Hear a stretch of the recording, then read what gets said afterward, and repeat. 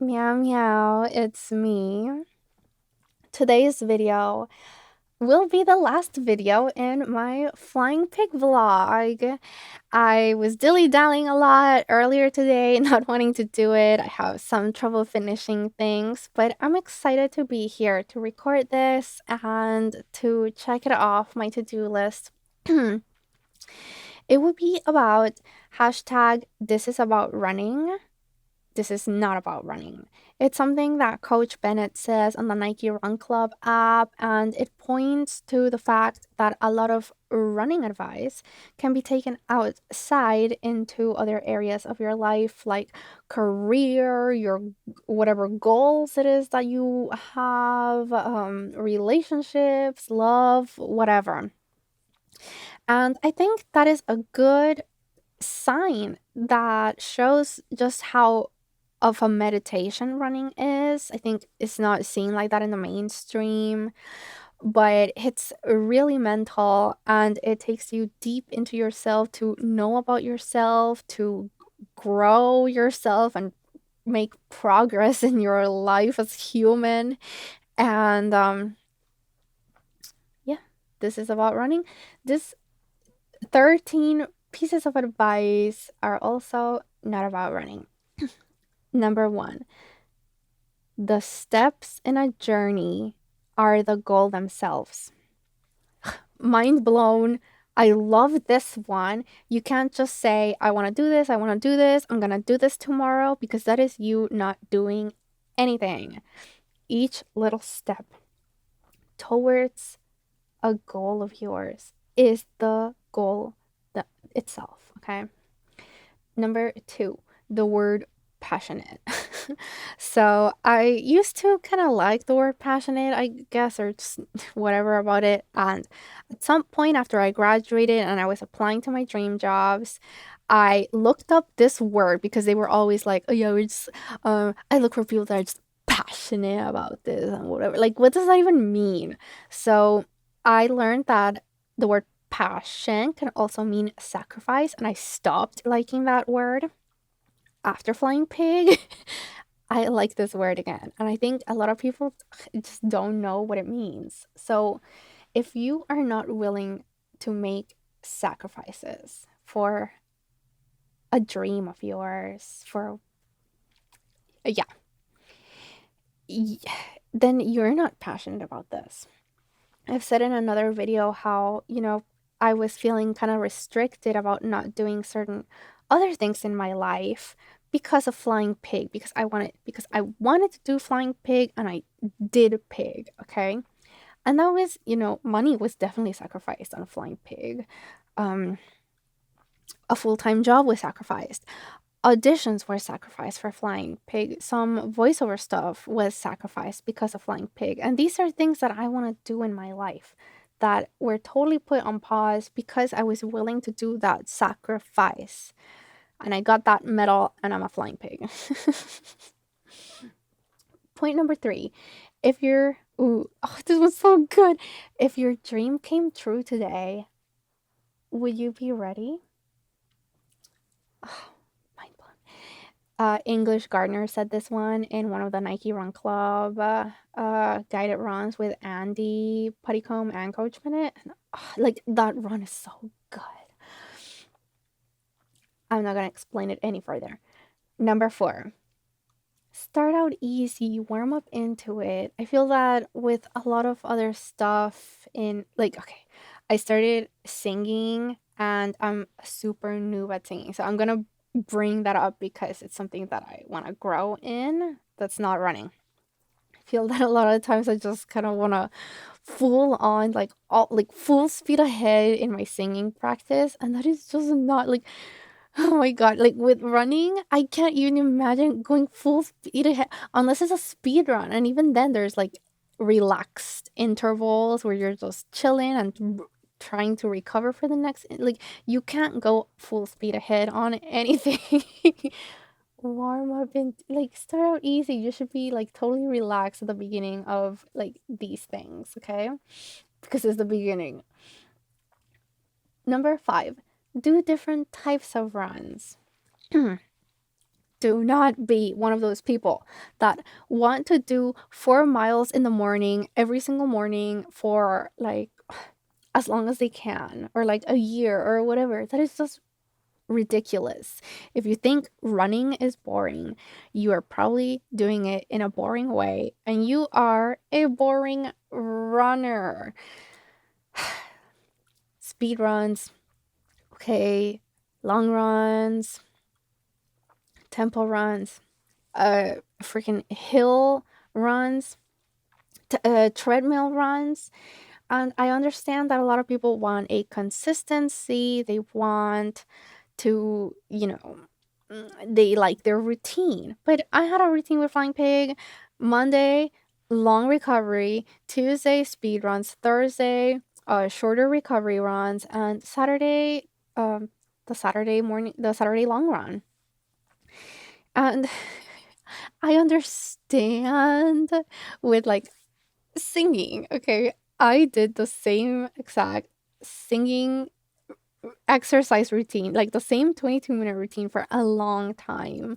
And I felt that I couldn't do anything else because if I tried something else, then I would be like out of my comfort zone and I wouldn't know what I'm doing. And it's not familiar because I don't know what it is and I'm gonna fail. Or I don't know. You have to challenge yourself, okay? Do not do the same run all the time. This is about running, this is not about running. Next bullet point is number 6. If you're not running, you're recovering. Throughout your training, we prioritize running because if you're watching this, you know that if you're not doing your 3 to 5 runs a week, then you're not going to be able to run a marathon. But you need to do other things, okay? I stretched a minimum of once a week, like a long, like hot yoga session.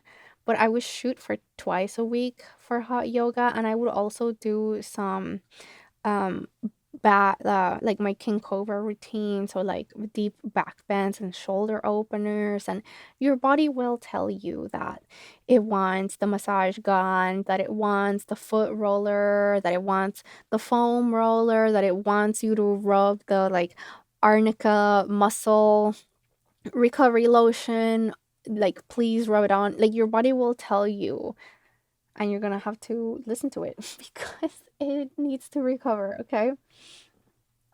Uh, Next is number 7, preparation, performance, recovery. That is really, oh my god, this is about running. This is not about running.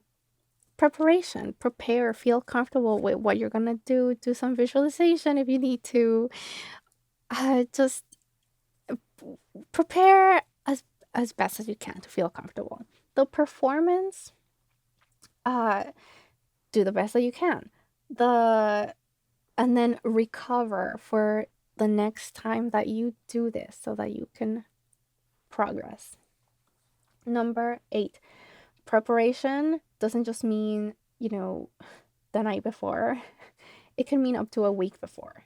For Flying Pig, I started really preparing for a race day specifically of a week before because you have to carb up. So eating a lot of carbohydrate heavy meals that week leading up to the race. And that's a marathon. So think about other things in your life, excuse me, where you're not where you're just preparing the night before and you need a bunch, these things take time. Point number 9.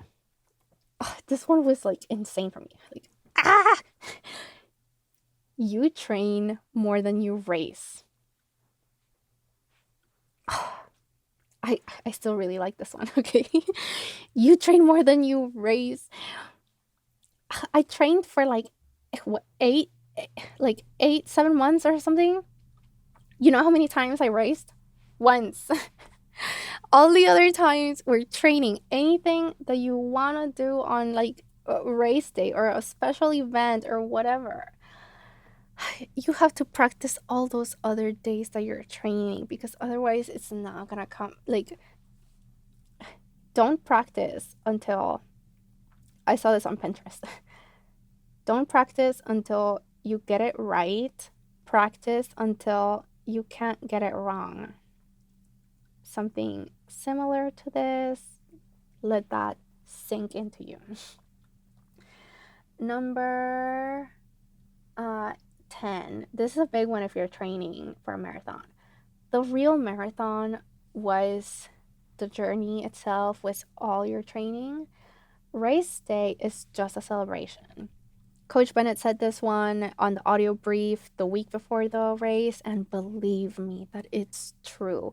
The last run before the race, that was your marathon. That was truly your marathon. And this line made me feel a lot better about like leading up to the race, because he said, this is about running.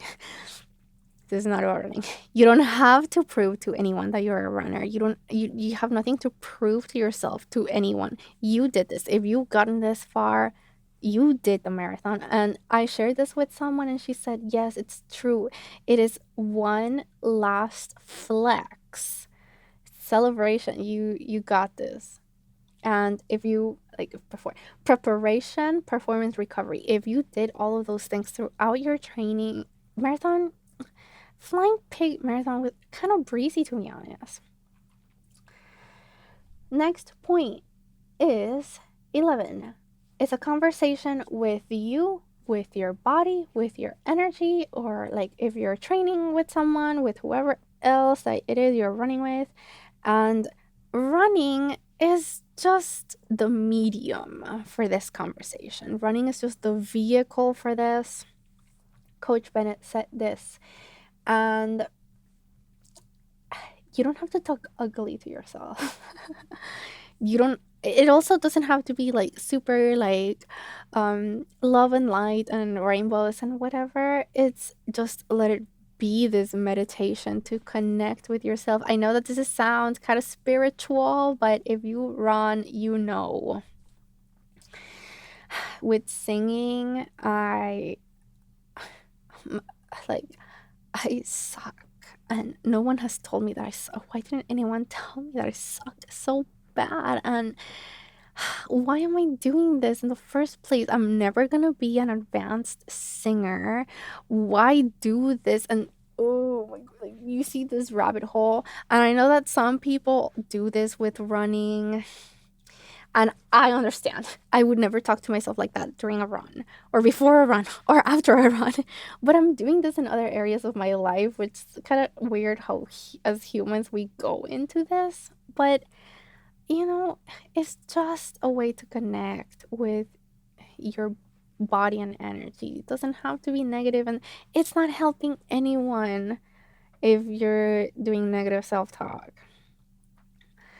and you're trying to grow. So, point number 12. Now, let me tell you about my dress rehearsal. The dress rehearsal was a great, great run. Okay, it's a 16-mile dress rehearsal, and you treat it like it's the real deal. Like it's it's freaking race day. And it was so real that I was nervous the day before. I wasn't nervous before the day, like Flying Pig, but I was nervous before the dress rehearsal. It was so real.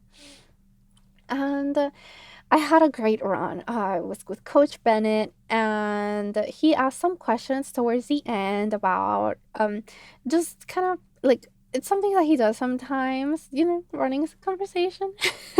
So the vehicle for the conversation. And I went deep on this run, okay? I was not sober. I went into this other mental plane in my head during this run. It was great. And I made sure that my answers weren't repeated answers that I had already answered to another question. And and it got kind of hard. And he asked, "What are your strengths? Like, what do you bring to others?" And and I said, spirituality, patience, and that I'm a teammate. I have said some spiritual things in here, in this video even, and that's just kind of part of me, and yeah, it's one of my strengths. spiritual and patient.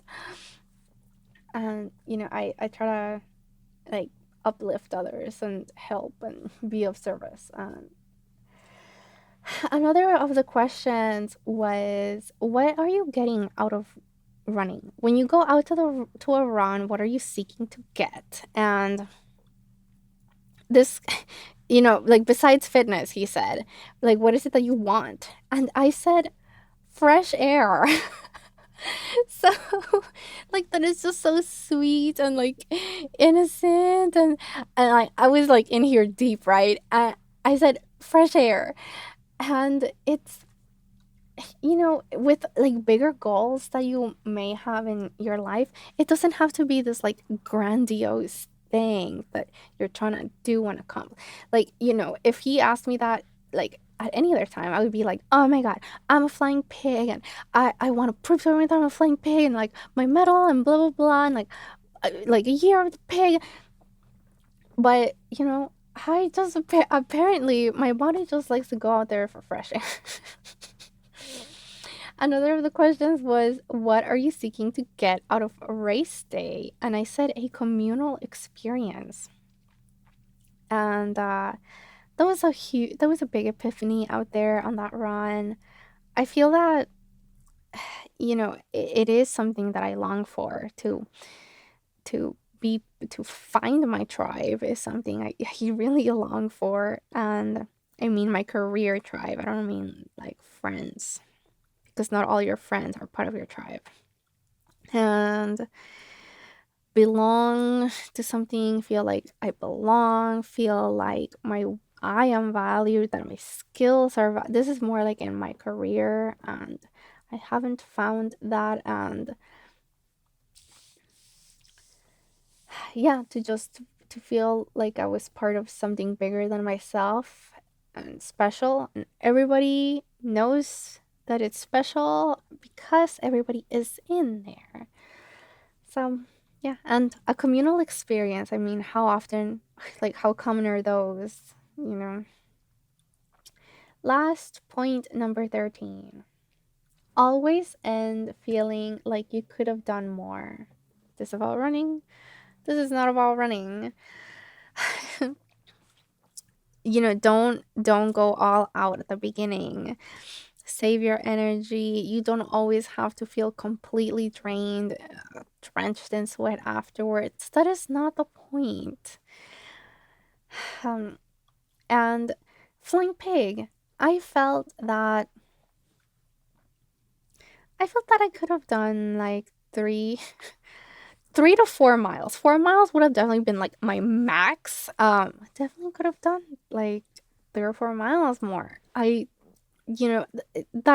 is what you are seeking. You don't want to just like run yourself out of gas. And like with singing, I feel like full speed ahead, like all like from the like 30 plus like singing practice sessions or whatever. But you can't do that all the time. Okay, some like pace yourself. Know what you can handle that day. Just always end feeling like you could have ran more. Okay.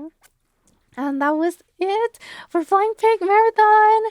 Very happy to share this. I know this ended up being kind of a long video, but I'm happy to share. And I'm not like a huge video person, but it was nice to push myself further that way, to share this with you. I mean, oh, it's been a journey, y'all. I've grown a lot. I'm like a completely different person than from when I started Flying Pig, and I am now a total like full on like 111% Flying Pig now. And it is time for Miss Emma Genesee to move on to other things, more into like my little artistic bubble of theater and voice acting and singing, and just like all the stuff that was on hold during Flying Pig. I'm not sure how much I'm gonna be sharing that in here, but it is time for me to move on with my life, and I'm actually be able to say that. Flying pig was such a huge time commitment, and if you are training for a marathon, you should know the sacrifice, the passion, the that is why it's special, okay? People are gonna see that fire inside of you. People are gonna know about your journey. People are gonna know that all the invisible stuff that you did to get here. And part of that is what makes it just so special. And if you are training for a marathon, I wish you the best of luck. I hope that this playlist has helped you, will help you in some small way at least. And I will see you flying out there.